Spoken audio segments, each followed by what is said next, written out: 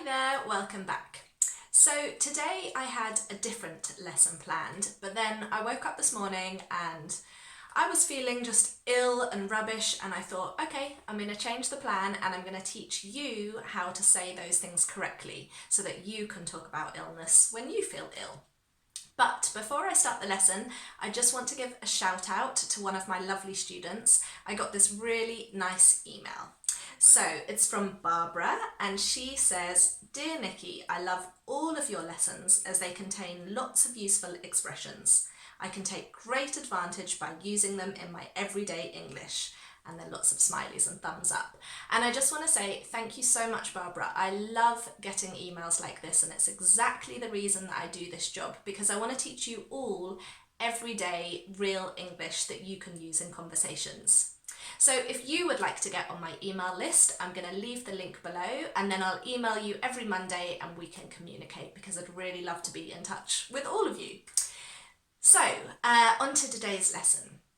I'm going to talk about how I'm feeling now, and I want you to listen really carefully to how many expressions you can hear related to illness. I'm going to speak quite quickly at my normal pace, so listen carefully. Okay. So when I went to bed last night, I felt absolutely fine. But when I woke up this morning, I just felt a bit achy and a bit under the weather, you know what I mean? I've got a sore throat and I've got a bit of a cough and I've got a splitting headache. But apart from that, actually, I'm all right. I haven't got a temperature and haven't got any other symptoms. I don't feel dizzy or anything. So I don't think it's anything serious. I've taken some paracetamol and I'm sure I'll be absolutely fine tomorrow. Okay, so how many expressions did you catch? I was speaking quite quickly, but I'm going to run through them now a bit more slowly. So I said, when I woke up this morning, I was achy. Do you know what that means? It's like when your muscles hurt and you just feel like, oh, I can't stretch. So you're achy. You can see the spelling there now, and repeat after me, achy. Okay, brilliant. And then I said, I feel a bit under the weather.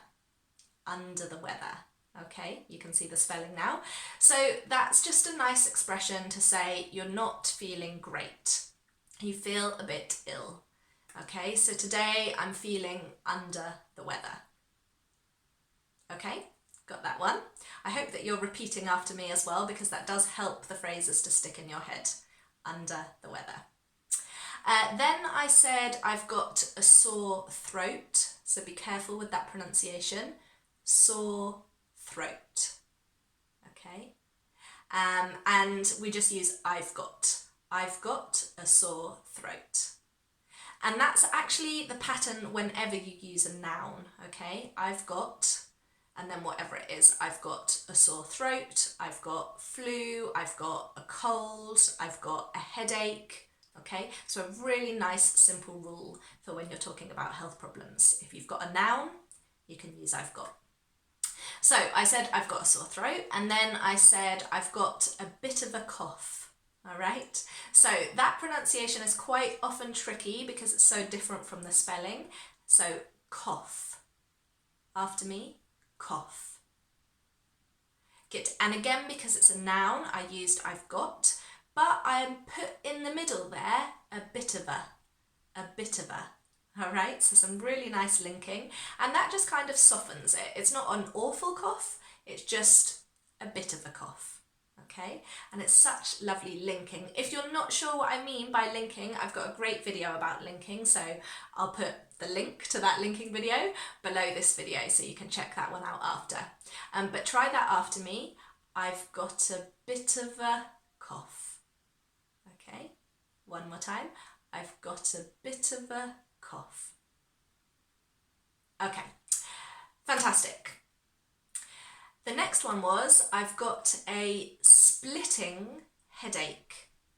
All right, so you know headache, it just means your head hurts. And when we put this adjective splitting in front of it, it just makes it really strong, like, oh my goodness, my head is going to split in half. I've got a splitting headache.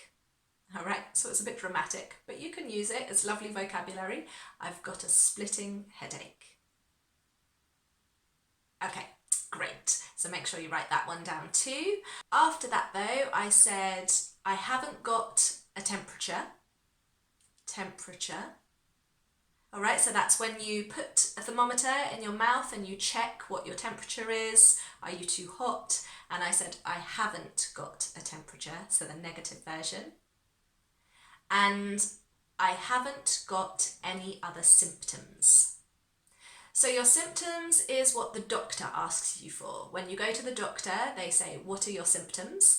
And they're the things you describe so that they can understand what your illness might be. And my symptoms are sore throat, cough, splitting headache, but I haven't got any other symptoms.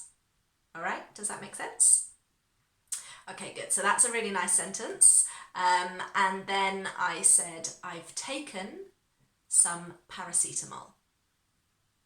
Okay, so I used the present perfect here because it's already happened, but the paracetamol is still working in my body. I've taken some paracetamol. And lastly, I said, I'm sure I'll feel fine tomorrow. All right, so most British people, when we're ill, we like to be strong. I'm okay, I don't need to see a doctor. I'm sure I'll feel fine tomorrow. So that's a lovely natural sentence that you can also put in your vocabulary book. And remember, I've talked about before with your vocabulary book, let me show you. So you need to have a vocabulary book, something like this, and record your vocabulary a page for each topic. So now what you would do is have an illness page or symptoms and put all of these sentences on that page.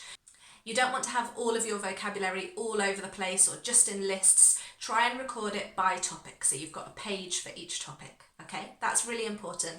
It makes it easy to go back and look at your notes, and it just helps you to remember the vocabulary when it's all grouped together like that, okay?